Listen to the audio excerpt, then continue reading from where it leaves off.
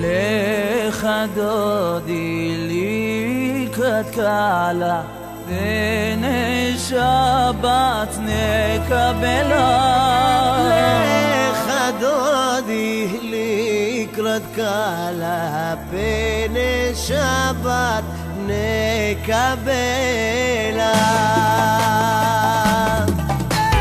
שמור בזכור בדיבור אחד ישמיענו אל המיוחד אדוני אחד ושמו אחד לשם ולתפארת ולתהילה.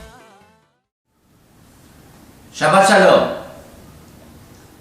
Un Shabbat muy especial es el de esta semana en el que corresponde la Parashat Tetzaveh, que como explicamos en otras oportunidades, siempre acontece en la semana del fallecimiento de Moshe Rabbeinu, que en este relato de Tetzaveh es el único relato en toda la Torá, desde que nació Moshe en la Parashá de Shemot hasta el final de la Torá, que no aparece siquiera una vez su nombre.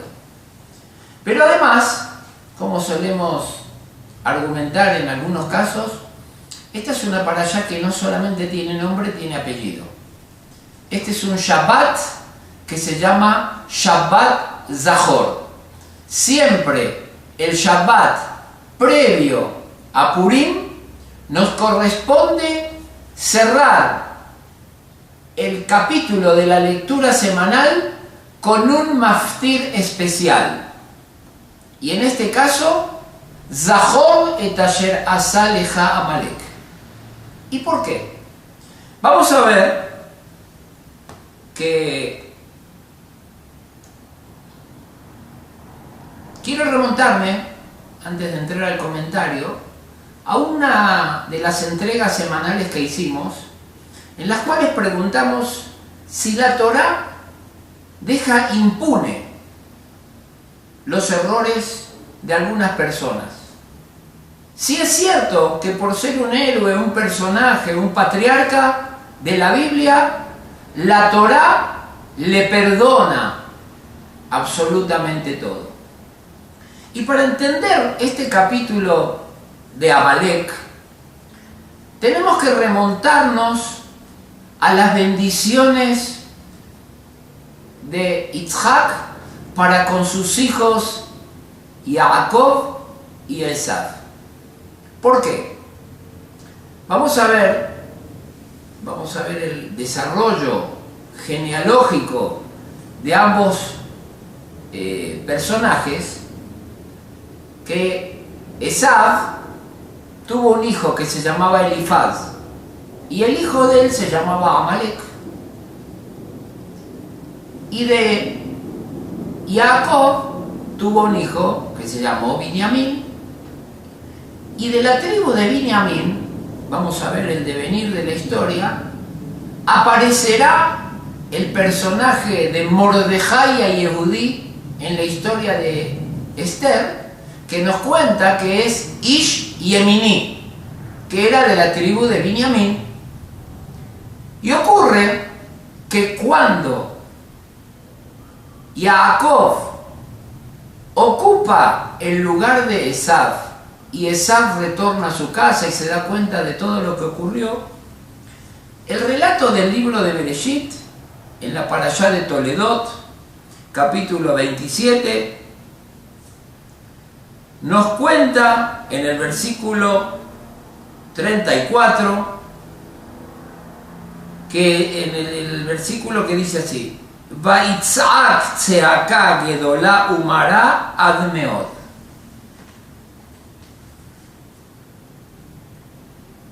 Un alarido estremecedor es el que salió de la garganta de Esav por el dolor que había tenido que su hermano había ocupado su lugar.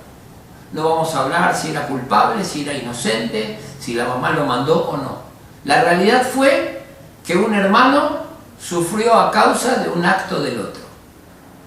¿Es Jacob un taimador, un mentiroso, un ocupa lugares? Ya vimos que en diferentes oportunidades tuvo que pagar, y muy caro, haber ocupado el lugar de su hermano. Y lo vemos precisamente cuando se va a casar, que él se iba a casar con la menor, y el papá de la menor se la cambió, y cuando le dijo, ¿por qué me mentiste? Le dice, no se hace estas cosas en nuestros pavos, en nuestros lugares, de entregar a la pequeña antes de la grande. La Torá nos subraya y nos pone una lucecita titilante que nos dice, ven, tú ocupaste el lugar de tu hermano que era mayor que tú, ahora ese grito, ese alarido de dolor y de angustia que había sufrido Esav, vamos a ver que cuando